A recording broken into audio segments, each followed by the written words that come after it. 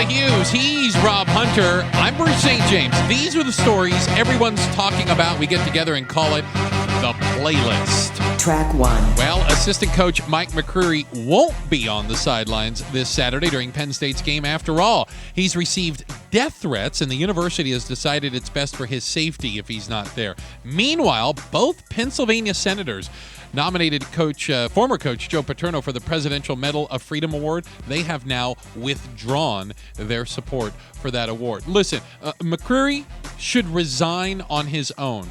That is, if he had any honor left. Yeah, you know what? He shouldn't be removed because there are death threats. He should permanently be removed and out of a job, just like Joe Paterno. Well, that's just it. I don't get why Joe Paterno got fired and he doesn't get fired. Somebody needs to explain that to me. And what I don't understand either is these death threats that are coming his way. Yeah. Doing this doesn't correct all the problems. Yeah. So let's calm those down. Track 2. Well, it is Veterans Day. A big thank you to all our vets out there listening. But did you know that the unemployment rate among veterans is up to about 12%? It's unbelievable. Yeah, as one recently discharged vet said, you spend all these years in the military living a very disciplined life. Then you get out, and it's like, what do I do next? You know Good what? news is, though, states are now trying to help. It's frustrating. And, here's what's even worse. If you took a look at the younger demographic, the younger veterans returning, the unemployment rate nears 20%.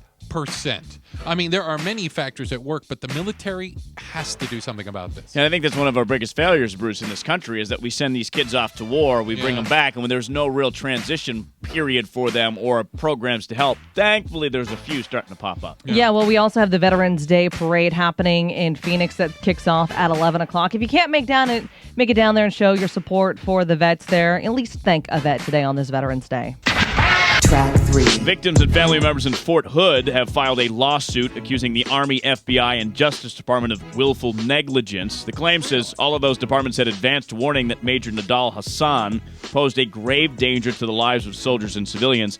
This lawsuit seeks $750 million in damages. I'm not comfortable with this. Listen, what happened at Fort Hood was a tragedy. There's no two ways around that. But a $750 million lawsuit is a shakedown. Yeah, no kidding there, Bruce. I mean, I understand the lawsuit, but $750 million, that's not going to bring their loved ones back. No, you're exactly right. And we just have to remember sometimes bad things happen and suing doesn't solve all those things after the fact. Yeah. It's sad.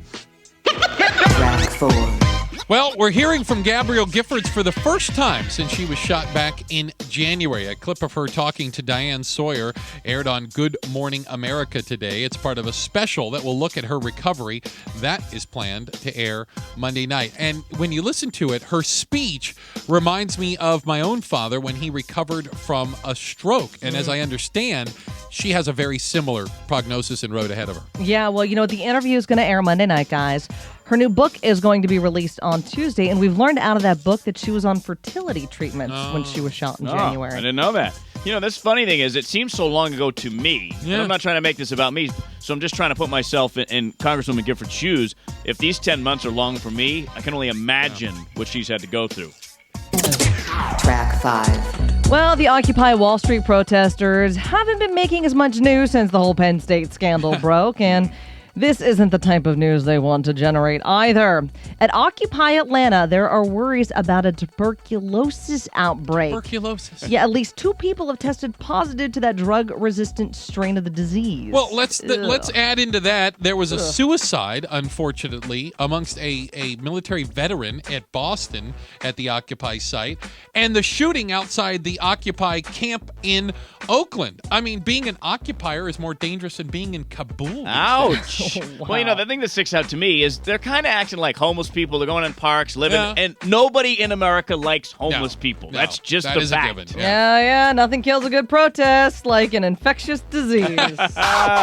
Track 6. So parents who have children at West Hampton Middle School in Jersey are a little ticked off this morning. Why is that? Well, because one of the school bus drivers got busted for DUI with school kids on the bus. Oh, for God's sake. my. Police say alert children called the cops to report that her driving was a bit erratic. Kids did? Wow. Yeah. Carol Crockett's blood alcohol content was 0.25, which is 0.25. 3 times more than the legal limit. Listen, they need to bury her under the jail, okay? Listen, I'm fine if drunk drivers want to go around hitting trees and killing themselves, but putting 25 school kids at risk at the same time, unacceptable. Okay, burying her under the jail is one thing, Bruce. Why not just put her back on the bus with the parents of those 25 kids and let's see what happens? Yeah, I just imagine how I would react if, as a parent, I found this out. Oh, my What would I gosh. do? Yeah. It wouldn't be pretty. No. Would not be No. pretty. Wouldn't be pretty. That is the playlist. At the bottom of every hour, we run down the stories that people are talking about. We enjoy it. We enjoy doing it. We enjoy bringing it to you. And we encourage you to come back again next hour and get caught up again on the stories, the latest ones that are happening. It's called The Playlist.